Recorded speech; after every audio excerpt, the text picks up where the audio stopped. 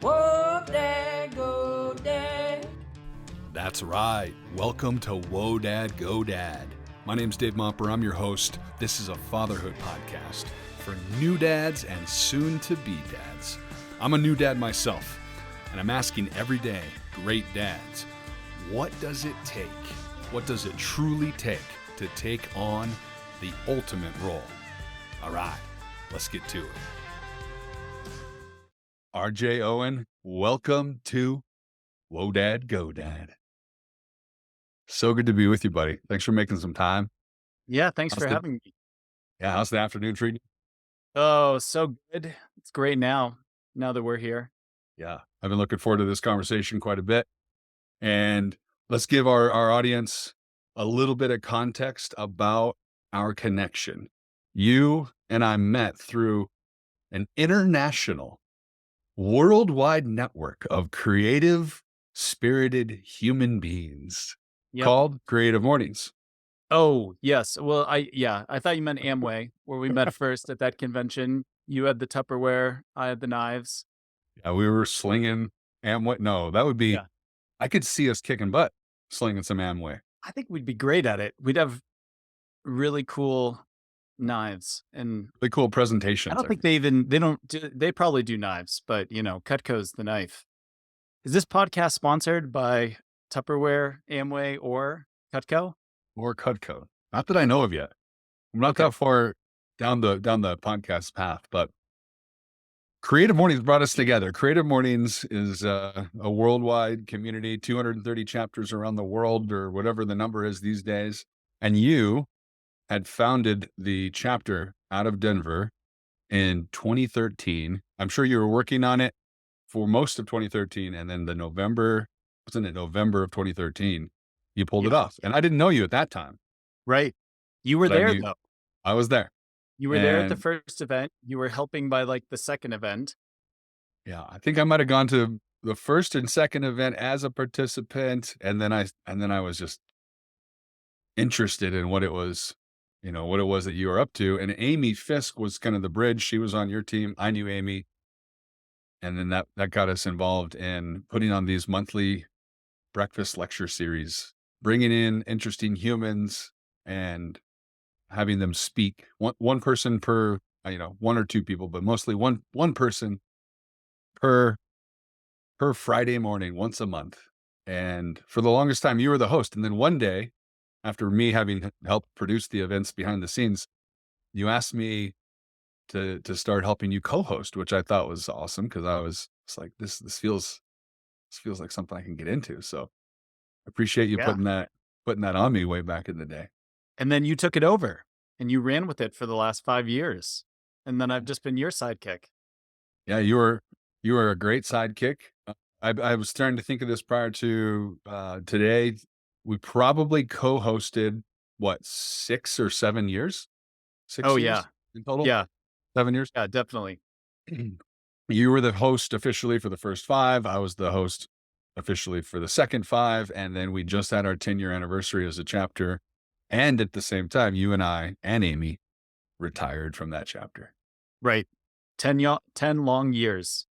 And I feel like I've seen you kind of grow up in your career. You've probably seen me grow up in my career, my business. So we've known each other for over a decade now, and Creative Mornings is what brought us together. But we have a lot of great conversations beyond that because of our work in that space. So you also are a part of the Salesforce organization, and in terms of your profession, on a user experience level. So tell me a little bit about that for the listeners. Like, what's your day-to-day involve beyond the Creative Morning space? You're a creative, spirited human being, but you're also actually very specifically a technician of creativity. Yeah. Yes, I work on Slack on an add-on inside of Slack for sales teams that enables a bunch of connections to Salesforce. And I'm a designer on that team. So it's a lot of time, trying to figure out, we know that a user needs to do X, Y, Z. And so how are we going to help them do that? What should the UI look like? How should the information flow? All of that kind of stuff. So it's a lot of UI work, It's a lot of videos and prototypes, and then some amount of customer research as well, getting things in front of people and seeing how it goes and, iterating from there.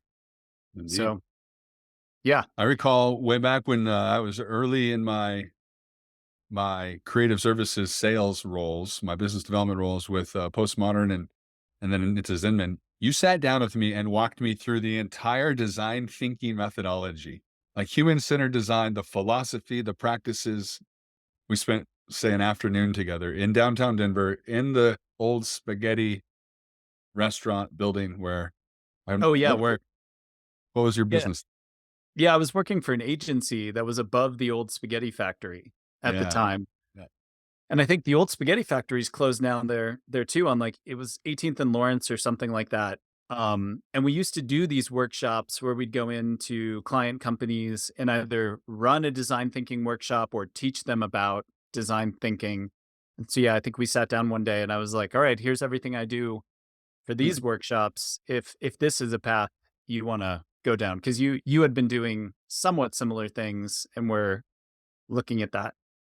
Well, and to hear that, and it served me well then in my actual work with Zenman and Postmodern, and then it really inspired and lit a spark in my business with Thrival Concepts, and just a lot of the fundamental principles of design thinking plus communication and this mindset of a listen first mindset. It just couples so nicely to Mhm. design Yeah, thinking that I was struck by it, and yeah, I've run with it quite a bit. So here we are now talking here we fatherhood. are. Uh, let me just share with you what you shared with me when you signed up for some time to get on the calendar together. I had prompted you with a question, and my question was, what does it mean to be a legendary father? What does it mean to you to be a legendary father? And you wrote, I think the small things are the hardest. I'm always trying to be more patient, interruptible, calm, welcoming, and joyful with my kids. I think most of what it takes, maybe all of it, is being a steady source of present, calm, and supporting love for your children. Not even surprised how poetic that was No, thank you. and how thoughtful that was. Tell me about the interruptible. One, I love that word, interruptible. I want to be interruptible as a Yeah. father, as a dad. What does that mean to you? Yeah. Yes, I think about constantly my kids interrupt.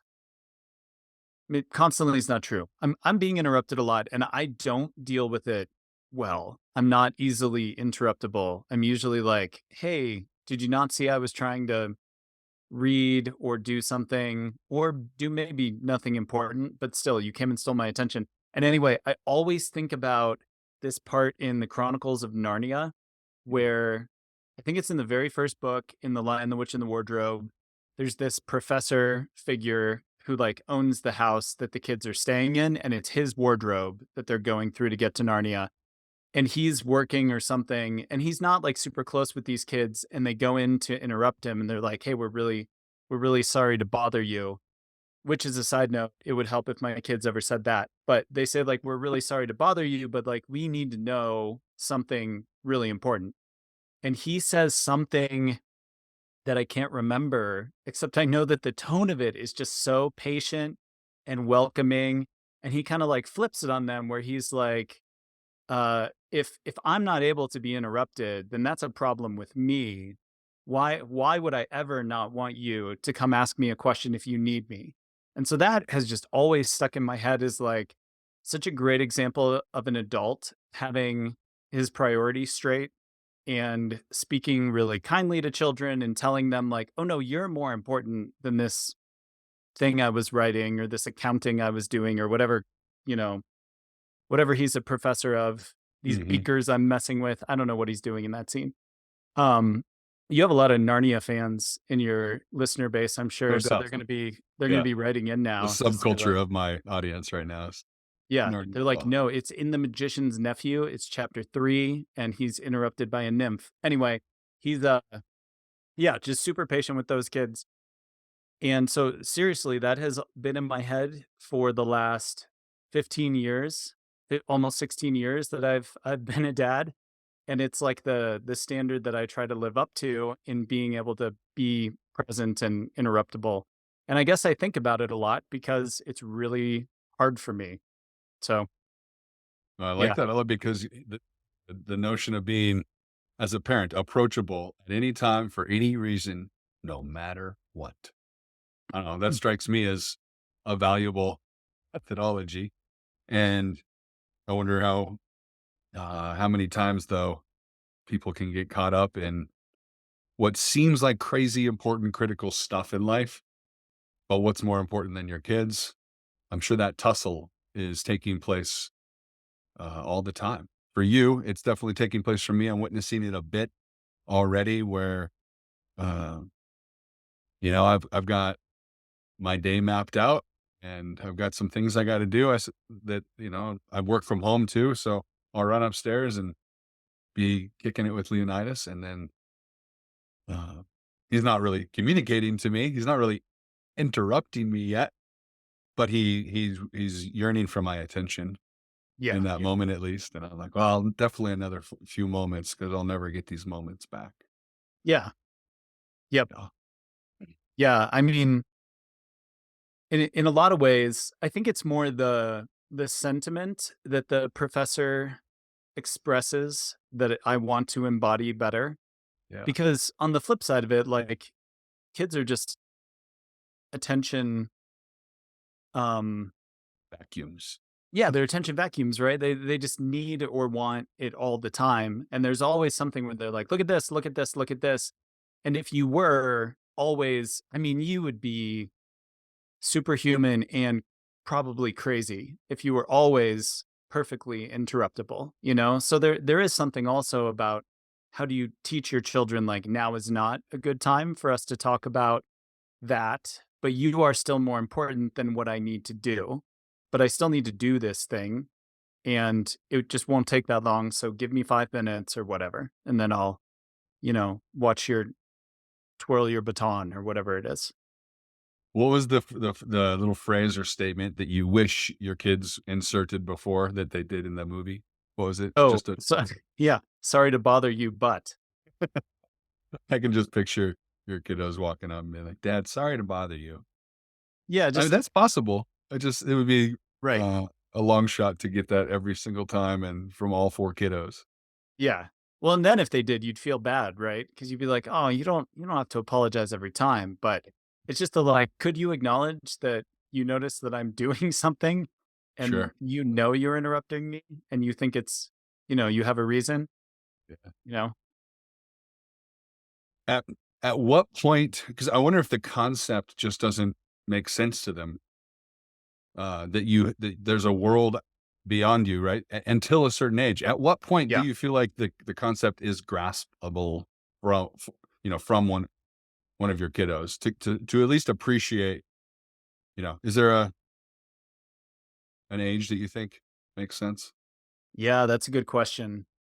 I mean, it's probably one of those things where there's some bell curve and it's different for every kid, right? But I don't know, it's probably somewhere between like and it's gradual. They kind of get it and then eventually maybe they really get it, but it's probably somewhere starting around age 5, really getting it maybe at age 10 and then only really completely remembering it and I don't know, treating you like another person when they're I don't know, in their 30s maybe, Yeah, something I like was that? waiting for that a decade or 2 from now.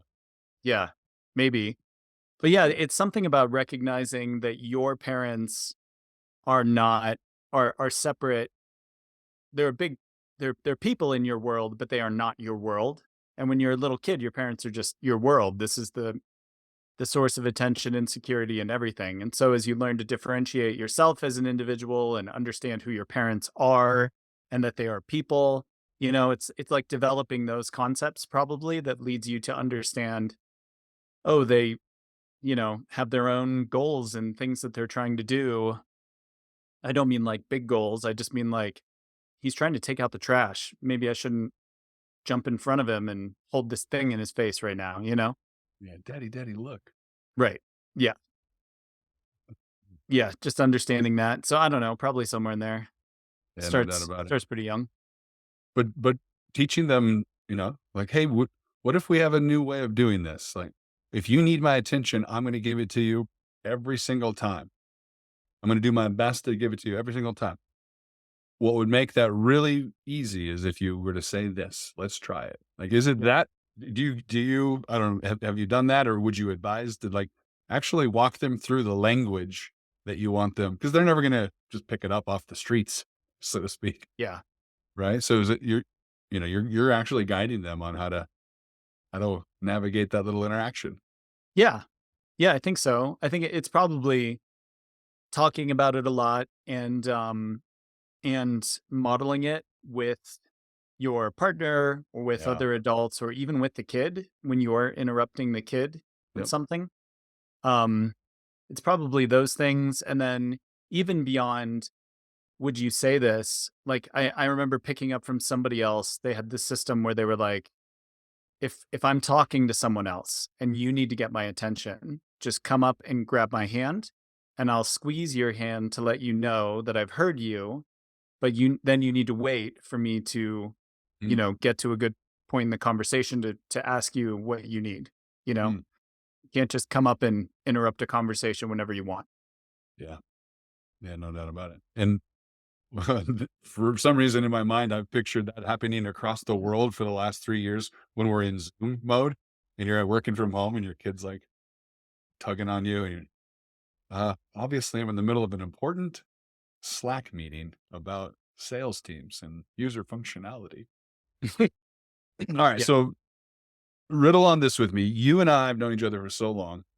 And I know you're a fan of mine. I'm a fan of yours. You've been such a great confidant over the years for business and life and all sorts of things. So, I'm a new dad. I'm 4 months in, just shy of. And you know how it started. Maybe in general how it's going. You got to see Leonidas in 2 dimensions yesterday, right? Hmm. What do you feel like is something in the next 6 to 12 months that I get to look forward to, that you want to make sure I don't miss? And then on the flip of that, what might I be well served to be on the lookout for? Within the first, say, 18 months of being a dad, Yeah. what's the challenge that I might want to just be prepared for mentally? So what Yeah. should I be excited about and what should I be on the lookout for? Yeah. I mean, again, this just varies so much with little kids, but I loved all of those early, like when your baby starts interacting and playing games with you, where you can like play peekaboo or something like that. You can just sort of look at them quickly and they get all excited and happy when they can like understand your attention. I think, that's just like a really fun, special time when you can very easily make them very happy. And it just, that hangs around for a couple of years and then they just keep getting older and more complicated. And Then you got to so buy I them just stuff. think it's like, yeah, I'm sure you probably already know this. It goes along with all the rest of the baby stuff, but it's just enjoying and appreciating the simplicity of what babies need, even when it's like maddeningly complicated to figure out what they're crying about or what they want. It's still and lots of things get easier when they start talking and blah blah blah blah blah. But anyway, there's some like really simple joys in having babies that you don't hang around afterwards, and then you live with this kid for much much longer of them not being a baby. So Yeah. it's just I guess I would only think to cherish that stuff as the good thing to look forward to. I'm sure you're already thinking about that. Yeah, I'm getting hints of it, and he's smiling back. Of course, at this point, he's smiling back. He'll if he's looking, say he's looking at Mackenzie, and I'm to his left or right, I can say Leonidas, and he'll hear my voice and be like, "What? Is Dad somewhere around?" And then find me and light up like. But the depths of the interaction are still fairly shallow, and but I'm getting a taste at that an interactive thing, a two-way, like a dialogue, especially Yeah. when he starts talking. I can't wait for that. But Yeah. even just roughhousing and wrestling and high fives and, all that stuff, it's right around the corner, so I hear you there. How Yeah. about the flip side? What is there, you know, what is like, Dave, just be on the lookout for this situation or this dynamic or anything that's Yeah. on your mind that Oh man.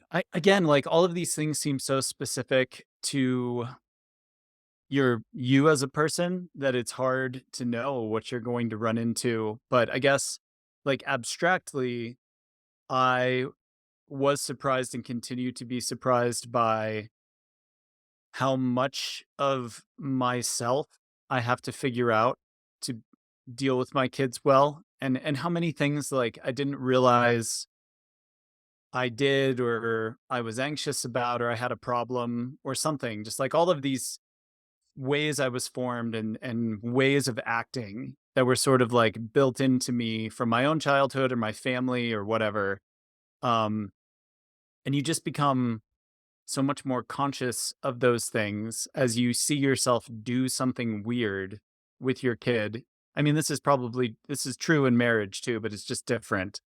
And then you have to wonder, like, why am I doing this? What is making me act this way? What triggers this or that in me?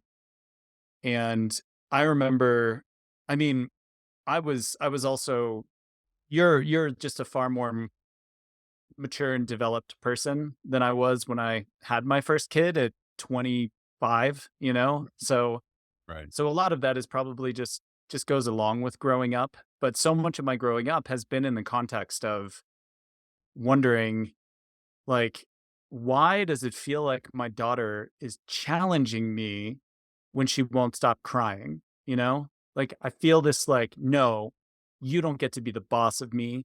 Stop trying to manipulate me with your tears." And it's like, "This is an infant," you know? Yeah. What is going on in me making me do that? So it Wow. might accelerate and just bring up a bunch of stuff you're not expecting or not ready for, and you may notice yourself doing some strange things and acting in weird ways, and I don't know. Could be. Yeah. It I like this kind of parsing things out a bit where you're like, "Well, what can I do for the kid, uh, based on, where they're at in their age or in the moment?" It's like, "What can I," but sometimes what needs to be done for the kid is an adjustment of yourself, your own habits and ways, and Yeah. maybe the notion, like, the kids that I will raise, like, so far just one, but will be, more of a mirror to me and who I am than anything else. Right. And I Yeah. mean, truly, I suppose I'm already feeling this where I'm like, "Huh, I'm spending my time pretty frivolously over in this category, and I Mhm. shouldn't do that." Yeah. Yeah, yeah. That has struck me a couple times where I'm like, I could have Yeah. been, I just wasted X amount of time on social media or some piece of content on YouTube, which was interesting. Maybe in the grand scheme, it was valuable, a hint of it, but, Yeah. and then there's definitely a category of stuff that's just like mindless. Yeah. I Oh, can get man. caught up. Yeah. I can't do this, like, anecdote really great justice, so I won't go into super deep details, but I heard a talk recently by a guy who works with a bunch of neuroscientists talking about the way that your brain changes at different stages of life. Yeah. And so I guess maybe the takeaway is that just big events in life can dramatically change your brain. And he was talking about people's brains as they become parents, and when they become, grandparents or much more mature, and the way that your brain changes to accommodate your circumstances. And I just remember one of the I don't know, surprising but intuitive things that he said was that around the time that people have kids, or maybe it's like the event of having kids, becoming responsible for another human being, something like that, your brain actually kills off huge chunks of neurons, just like disconnects, Really? don't need these anymore. because it's making space for other things. And again, like I'm probably getting some details wrong there, but he was like the upshot of this is you are almost physically incapable of caring about things that used to seem really important to you. And you'll find yourself in conversations with people who, are just at a different life stage. And Yep. you used to talk about XYZ sports or video games or something like that. And now you just cannot muster for the life of you, you can't understand why it was so important then and you can't connect anymore.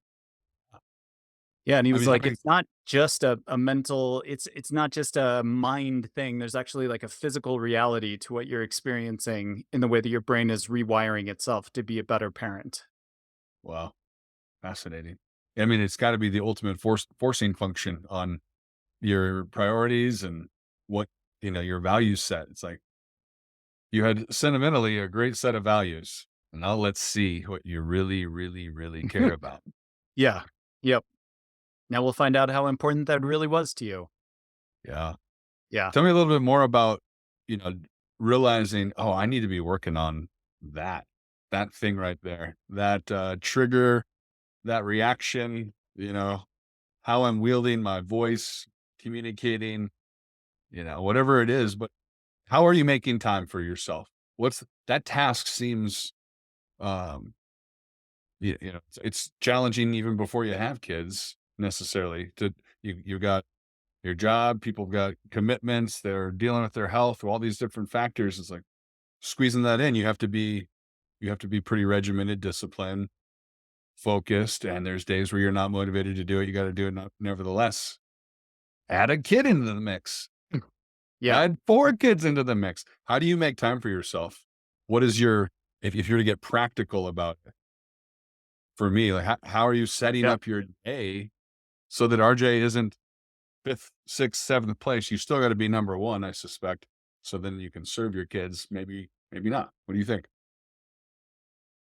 Yeah, I mean, logistically for me, the way it works out, um, because my kids are older, we couldn't this didn't work until all my kids were sort of like grade school age, Mhm. But now I have decent chunks of time in the morning and on weekends to do things. So, I mean, one really great thing that we built into our life since like just before the pandemic, 2019. Well, starting in 2016, my wife had been going to the gym all the time, and I did other things for exercise, but was like, I don't want to go be some meathead at a gym. She was doing CrossFit, and I thought CrossFit people were insane.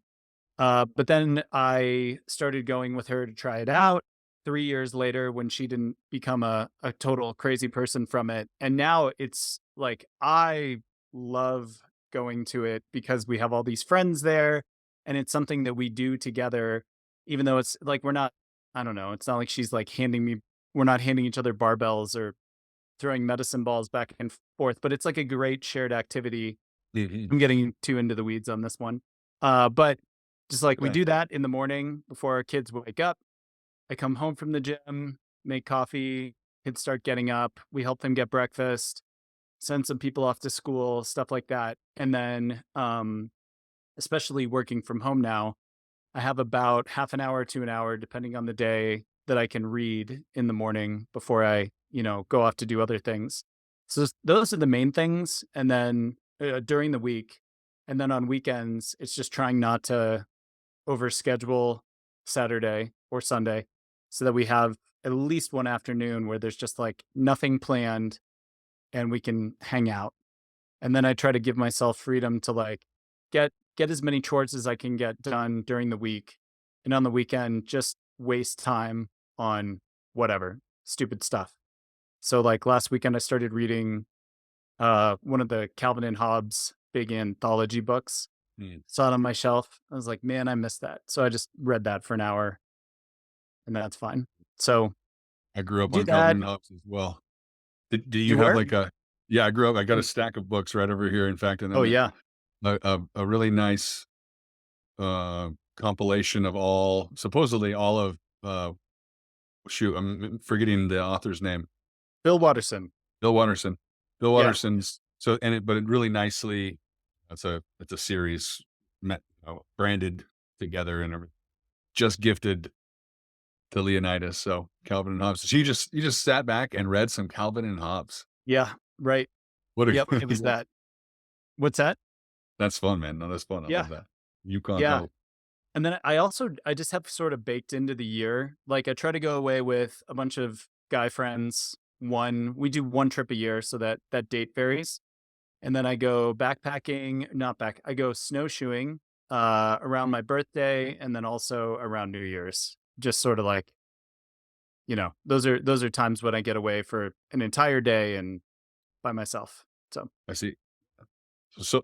Truly creating dedicated solo time or time that is RJ focused, and putting it on the calendar. Suspect, yeah. a year out, you're like, this is when I'm going snowshoeing. Is that how it's going around New Year's? Like I'm going this day. Yeah, it's kind of like we get into December and then the calendar is firmed up enough that I can sit down with my wife and figure out like when can I be gone for an entire day, maybe overnight and do 2 days or something like that. So Did you do it this year? I did. I went up to Rocky Mountain, did a Did you? big hike one day. Yeah. Cool. Yep. It was good. Where'd you Yeah. go? What was the well, trail system, or you tromping through the snow randomly, or are you No. where in Rocky Mountain are you hiking? Yeah. I mean, I usually do a big, I don't know, it's like this time it was just a 6 mile loop that starts at that Bear Lake camping and then goes like hits a bunch of the different lakes up over a big hill. It takes most of a day, Yeah. but it's a balance, right? Of like, you don't want to be lost in the woods by yourself because I'm not bringing full camping survival gear. I'm counting on being around other people.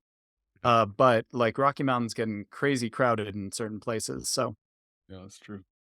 yeah, you gotta be choosy, but you know, just that having a rhythm, it's been great for me to have a couple distinct things that I do as, like, traditions now by myself, and then I would really love to have a rhythm of once a month having, a couple hours or half a day that I can go off by myself and just not be in the mix of things, but we're in the chauffeur and shuttling kids around stage right now, so Yeah. it's hard to pull away that far.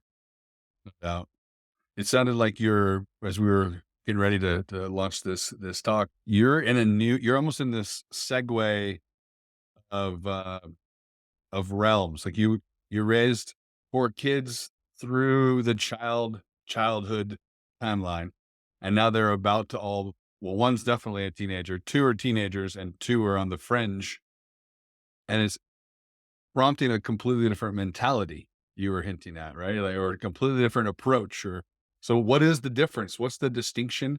How are you handling it? Describe what it was like and what it is like now. Yeah. Yeah, yeah, yeah. So my youngest is 7 and my oldest is 15 now, and there's 4 of them, like you said. And I think, like, when they're really little kids, it's hard because they just need so much from you constantly, whether it's attention or help with what they're trying to do. And so your whole day is or so much of your time with your kids is just sort of like sitting there waiting for the next thing that they ask you to do, or it's constant interruptions or something like that. And then I feel like that really naturally evolves into what now feels like a really sweet stage where your kid is still pretty young, but able to do a lot of things on their own. And so you can start engaging them more in activities instead of helping them do the activity. You can go like, play soccer together, or they go hang out with friends, or they can like read a book or something. And Sure. so then you can share space and share life in what feels like a little easier of a way.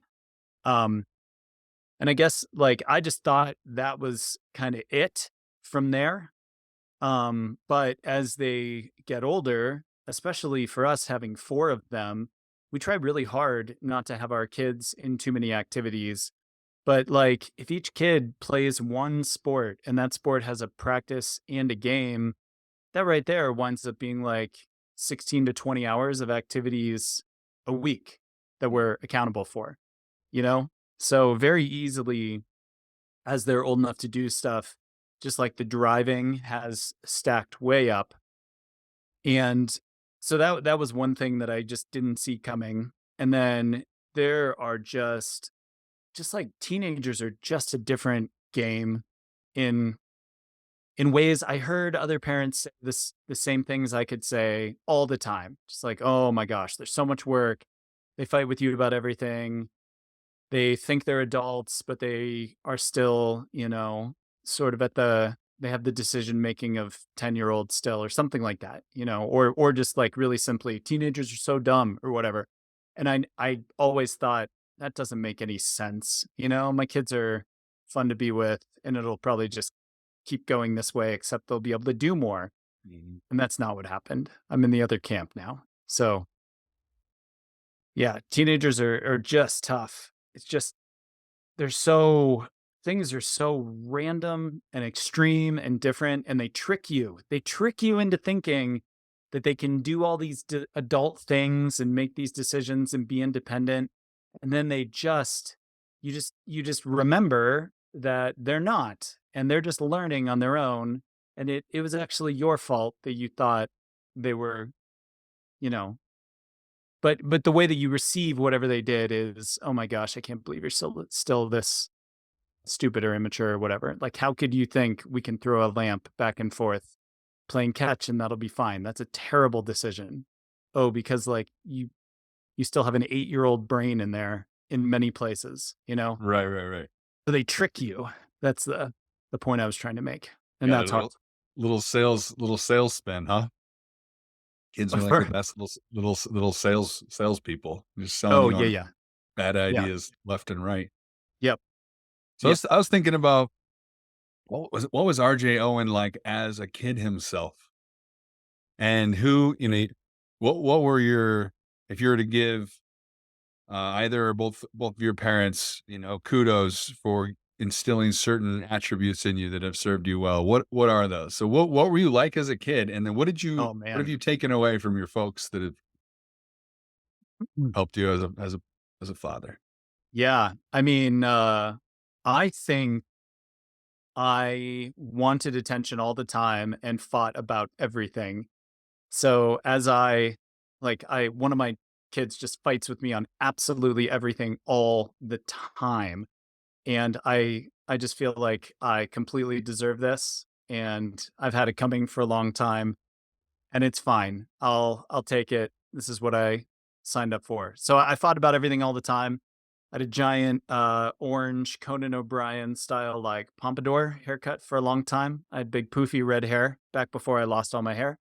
Um, and I was like big too early, but not coordinated. So I Mm. was like almost 6 feet tall in sixth grade.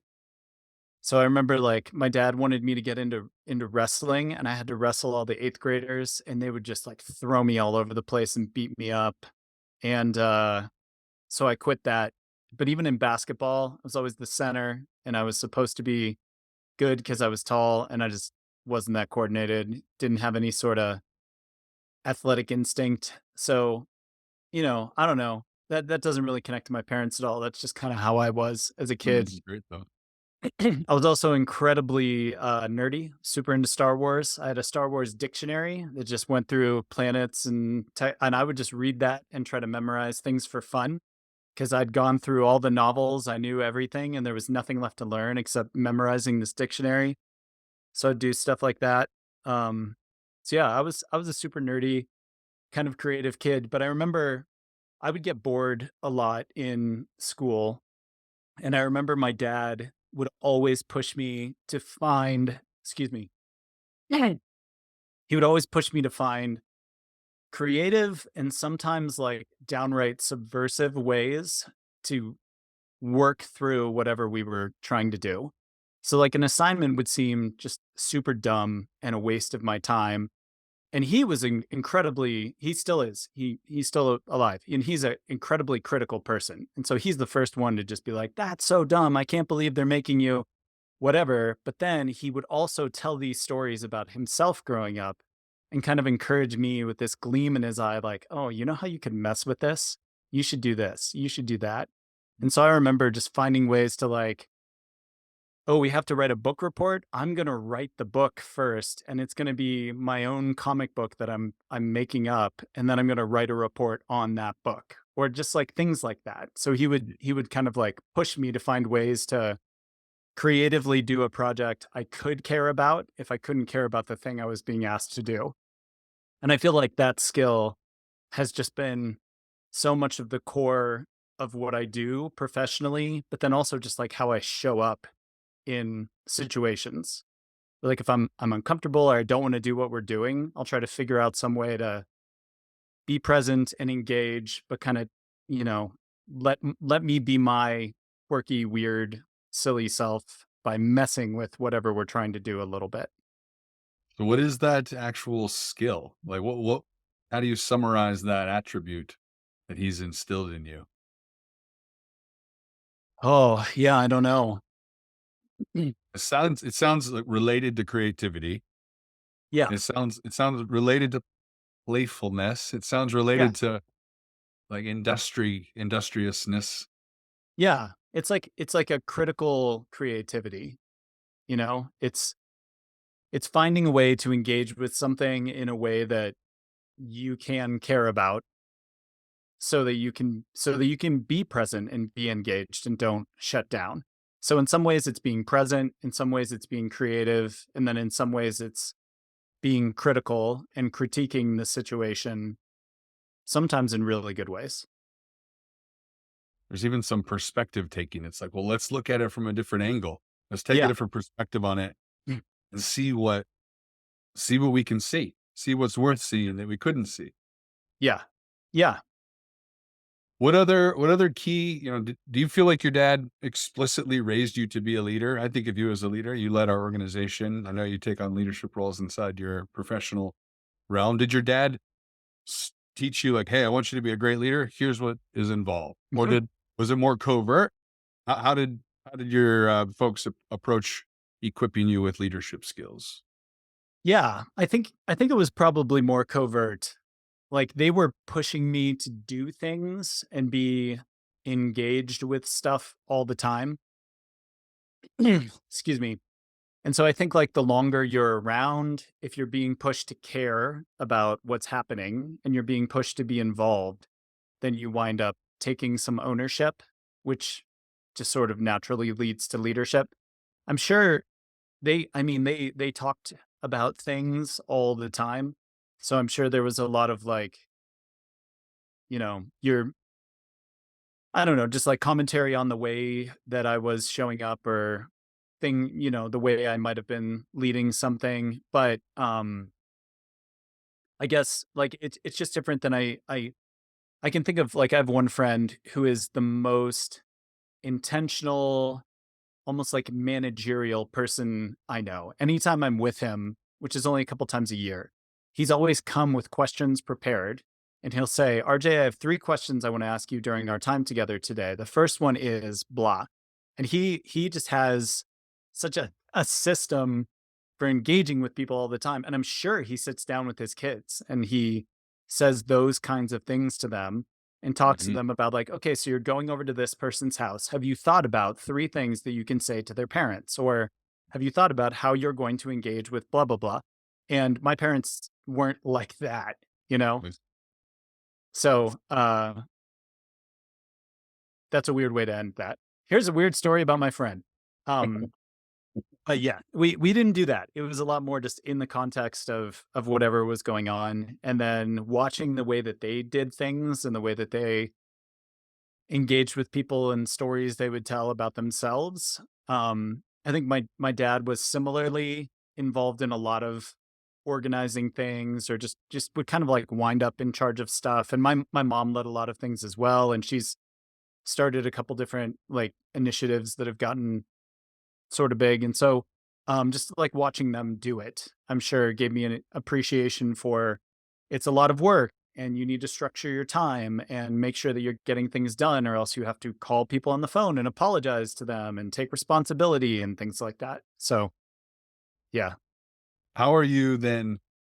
You had some good examples in your folks, and you saw, almost through osmosis, you Mm. got to absorb leadership qualities versus your friend's approach, seems very regimented and like preparing every interaction or preparing for every interaction. I can see what you're saying there, the difference.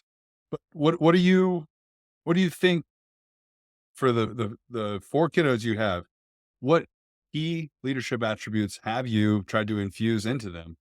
And, what does that look like at 16, at 13, at 11 and 7? Or Yeah. go back 5 years for everybody. It's like, well, but I mean, if there's three or four key things you want them to be equipped with, how are you actually going about doing those? Yeah. Yeah. I mean, it's funny, as you were asking that question, I was also thinking a big part of it, and maybe I even alluded to this at the beginning, was just like throwing me into things. And Uh, so I'm the first kid. I have four younger siblings, and my parents, at different phases, both of my parents worked. And so I was all of summer break, I was on the hook for running a day camp, it seemed like sometimes, wow. of taking care of all these other people and getting the laundry done and cooking and things like that. So that teaches you a good amount of that.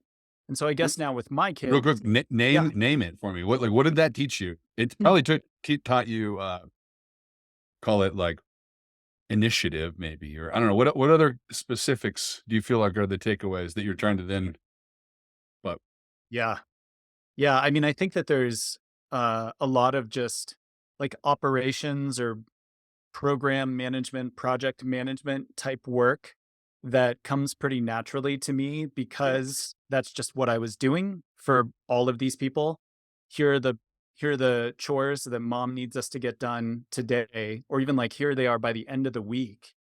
And we didn't do them last week and we got yelled at. So like what do we need to do to fix that this week? Who's doing what? What days are we doing them on? Let's get a schedule together so that it's not overwhelming. So I just started doing a lot of that stuff as a kid. So it's yeah, that, that's and then like probably I was just gonna. It's like yeah, organization as a leader, staying organized, getting clear yeah, on priorities, and then communicating it to each other or yep, to each other as your brothers and sisters. Uh, yeah. but yeah, And then I I feel mean, like just getting thrown into the mix like that, inherently you're going to learn a million yeah, things. yep. And it I mean, it's hard on my mom in this scenario, but you just get to make tons of mistakes in a, safe environment where I was a very uh I would either come down too hard on or fight with or just flat out like torment some of my siblings. And so they would call my mom all the time. And so I was getting a lot of feedback on my managing style, you know? Hmm. Uh really I was just getting told as an older brother like you can't do this, you can't do that, you have to stop. And it was a rough process of learning that this whole thing goes a lot easier if they're on my side and we know how to work together. And so what can I do to make sure that they have a voice in when the chores are getting done or whatever, so that we're like working together as a team. And also, they have just as much writing on all of this as me. It's not like this is my show to run. We're a family. So that teaches you a lot about working in a team and things like that. So for So my then, own kids, yeah, shift it to them. I want to hear. Like, I'm just trying to picture them as these little capable leaders and guided well, by such a great captain of the ship. So what's that like? oh, You're like, no, it's a mess. Watch this. I mean, yeah, it's some degree of trying to throw them into lots of scenarios and then watch how it plays out and kind of give them feedback or guide them through it. So I guess like another big skill my dad gave me, and this will connect to a story about my children very quickly, don't worry, is that he would always push me to go argue for more points on homework or tests or things like that. Like it was never ever an option to take a grade that I didn't deserve. Let's just say, like, if I didn't do the work and I didn't deserve the points, he wasn't like, go see what you can get away with. Yeah. But if I ever had an excuse about something like, well, this thing just went wrong and the teacher didn't understand, he'd be like, go tell him, go talk to him. When are you talking to him? If you don't go talk to them, like if you don't tell me tomorrow that you went in and talked to them, then I'm calling them and setting up a meeting and we're all going in. And so I try to do something like that with my kids as well. And I haven't set up meetings with any of I haven't had to push that hard, but I try to talk to them about like, ultimately, I'm your fallback, your fail safe. Like Yep. if you work this through to the end with the teacher and they're not hearing you and you're really sure that you're in the right, then I will back you up and we'll go into the school or whatever. But I'm always talking to them about, it's not like I'm watching their grades every night, but they'll tell me about something that happened and then they'll have an excuse about why it's the teacher's fault. And so I'm always pushing back on that. Like go talk to them, talk to them, talk to them, talk to them. And my daughter, my oldest child, my daughter, that came to pretty easily. My second child does not like to do it as much, my oldest son.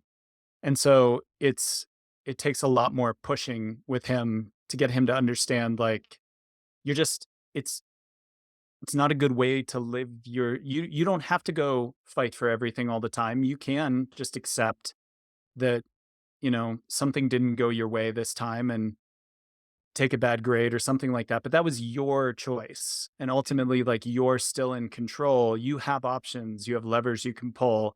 And if you choose not to pull them, then that's a choice you're making. It's not something that's happening to you. So it's trying Sounds to like you teach. teach them agency. Is that what that would be then? Just Yeah, agency and have a responsibility. voice and Yep, yep. you have a voice, you have some control, and you're responsible for your life, you know? Right. And no one else is.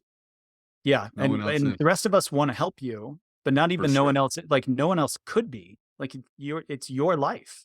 No one Yep. else could do it for you. So, yeah, It's like the laws of physics won't even allow it technically, right? It's like right. you true as much as but we are here rooting them on, of course, but Yeah, yeah. Yeah, but it's interesting. at the end of the day, it's your life and, it's rooted in what you want and the decisions you make. How else have you formulated like the key values you want to instill in them? How you I know um fair to say you're a student of the Bible. You know the Bible pretty well. You've taught me some things in that too. And but I'm thinking like that's got to have a huge influence, that side of your life, the spiritual side of your life.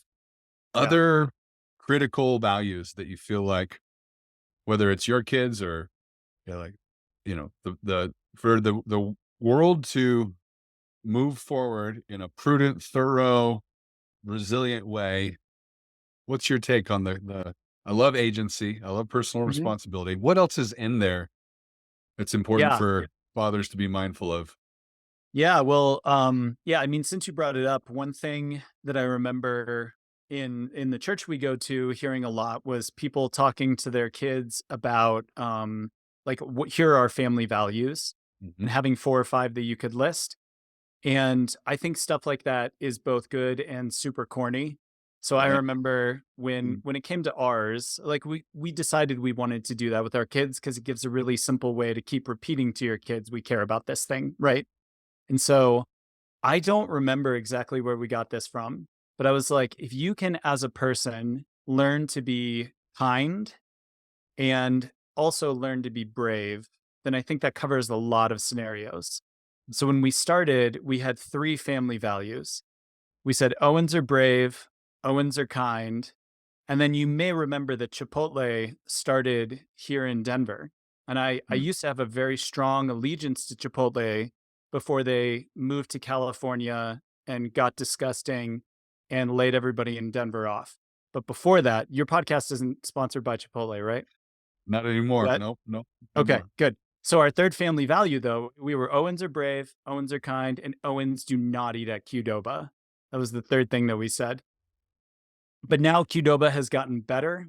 And it actually, that one like seriously caused some anxiety in my kids. One time they were in an airport and it was the only place they could eat. And I wasn't there. My wife was running the show and they were like, we can't go there. Dad is going to be so mad. So I've had to revise that one. Now Yeah, we say that's like Qdoba's fine. They've gotten a lot better. Um, Owens have standards. We yeah, that's that's a probably the thing. It's like Owens have standards, and like Owens don't take their values too seriously, maybe. yeah, very good. Yeah, within that, that's funny. Yeah, I've tried to add Owens help, but Okay. I don't know that that one's sticking as well because when I Yeah, say it, they're like, "Yeah, okay, that's a new one. You just made that up." yeah. Like Yeah, to be servant minded or be of service to each other yeah, to probably yeah. yeah. Like with neighbors or family members or things like that, when people need stuff, and I'm like, "Kids, we're going over here to do this thing," and they're like, "Why do we have to go?" And I'm like, "Owens help because somebody we know people help us all the time, so we're gonna go help them." That's what I want it to be, but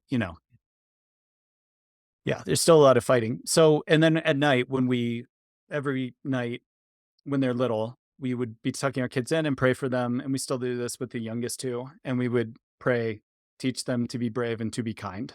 So Yes. that's a way that we try to repeat it just constantly to them. I love that. Yeah, you kinda those almost capture they probably do capture a huge swath of the characteristics we're really rooting for our kids to end up with. Kindness and respect and bravery and doing the right thing and having a voice, and it's really good. So tell me what it's like or what's on your mind raising kids in this day and age? Meaning right now in 2024, what is I suppose what is worrying you? You know, what Mm, worries you or what not that you're not traumatized by it or yeah. overwhelmed and helpless, but you're kind of like, wow, that is a unique thing in the world that Yeah. that that we're faced with in our times uh, that didn't exist a generation or two ago. And every generation's probably had their version of this. What is our Right. version of this as fathers and dads and parents raising our kids with some unique ingredients? Yeah. What are you on the lookout for? Yeah. I mean, to your point, like parenting has probably always been about teaching, helping form an identity in another person and then helping them accept that identity as their own. They're like, I'm shaping this, I'm helping shape it for you, but a lot of it's out of my control. This is you and your life, and you're responsible for it, right? And I guess like some of the ways that that manifests today that maybe it didn't before are Um, I think just like because of our access to information, there are so many more ways to interpret your identity that I think it gets a lot harder to understand. Like, why do I have this one and not that one? And why can't I just be, keep just reinventing myself constantly? I Mm, think we have a capacity in our culture for reinvention that's like really great and really positive, but we can fall off, every, I- s- well, never mind. I won't go down that tangent. Um, and so just trying to teach them, I worry about teaching them, you know, how to discern when to keep opening up possibility and considering new things. What if I'm this? What if I'm that? Or when is it time to accept a position or your circumstances or identity or things like that and root in that. mm, That's kind of abstract, but then, every generation deals with their version of being scared about technology and friends and the influence of the media or things like that. So for us, a lot of it is um I thought I was gonna have to deal with social media a lot more than we do okay. from the way people were so scared about it 10 years ago. So a lot of that hasn't panned out for us to be nearly as terrible as we expected it to be. It's more about the ease with which phones, can just suck your mind and your time away. Where TV did that for us when we were kids, but now the TV is in your pocket and it's catered to you in perfect ways, right? So it's just trying to be mindful of screen time and video games and all of that. That stuff's a constant battle. My parents were really strict about it, so we've been a lot looser. And now I wonder what Oh, the ramifications are going to be with as much video game time as I gave my kids. So, right.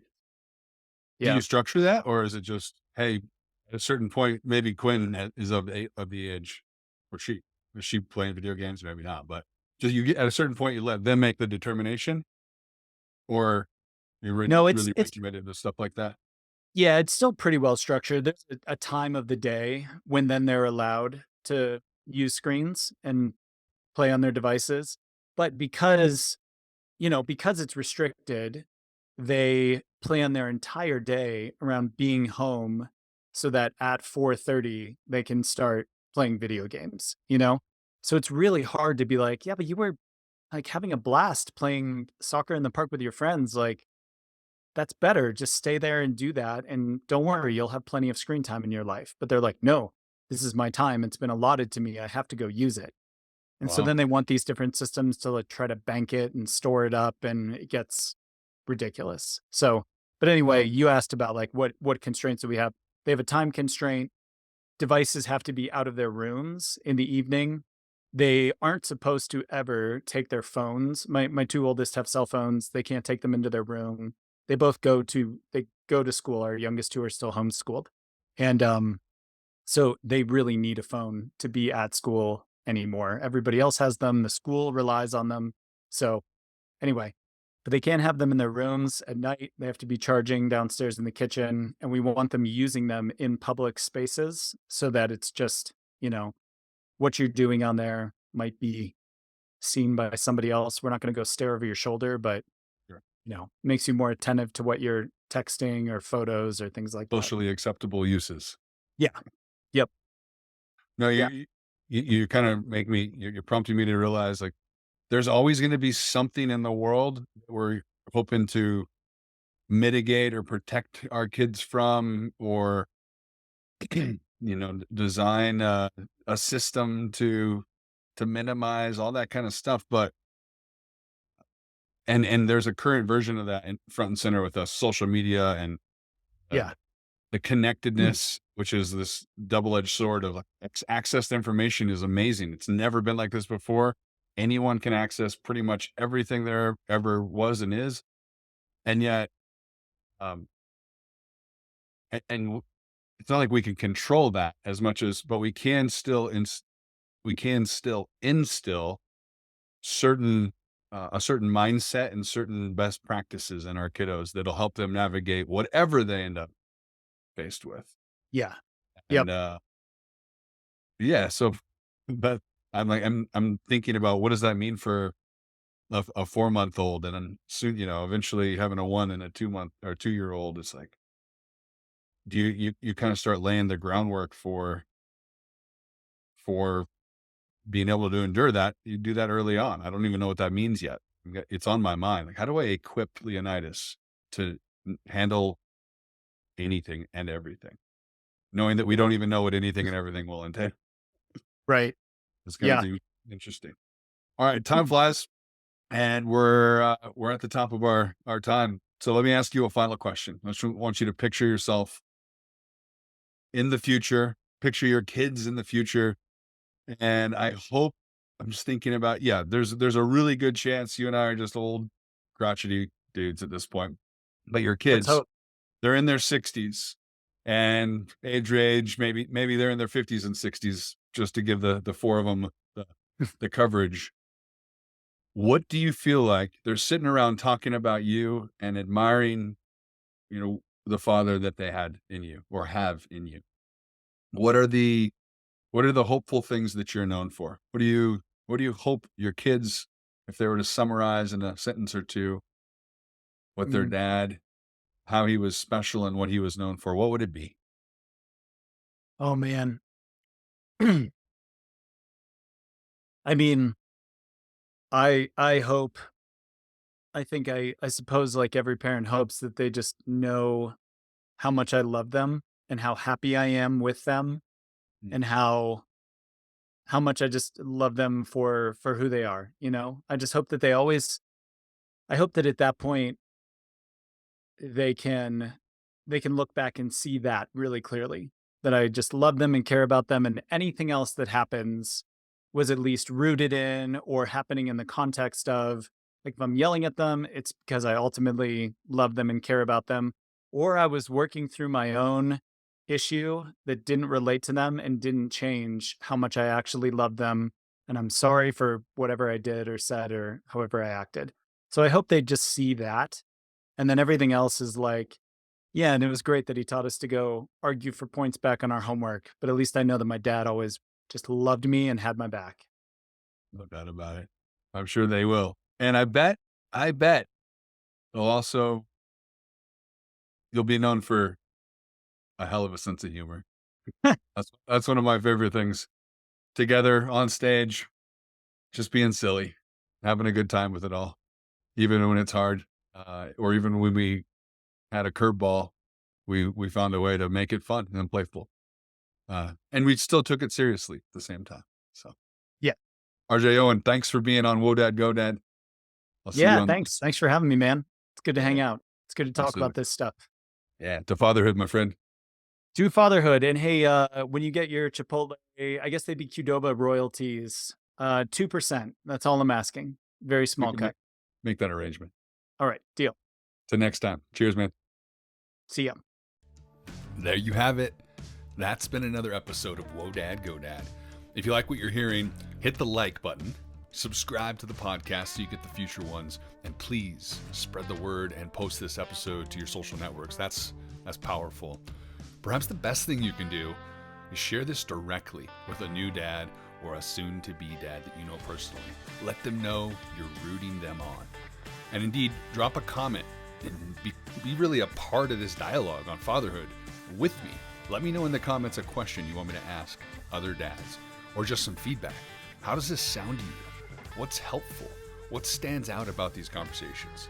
I would appreciate that intel as I grow Whoa Dad Go Dad. I've got many more episodes to come, and I'm so glad you're here. Looking forward to catching you on the next one. Whoa, Dad, go Dad, here we go now. Oh yeah, the ultimate roll now. Oh yeah, here we go now. Whoa, Dad, go.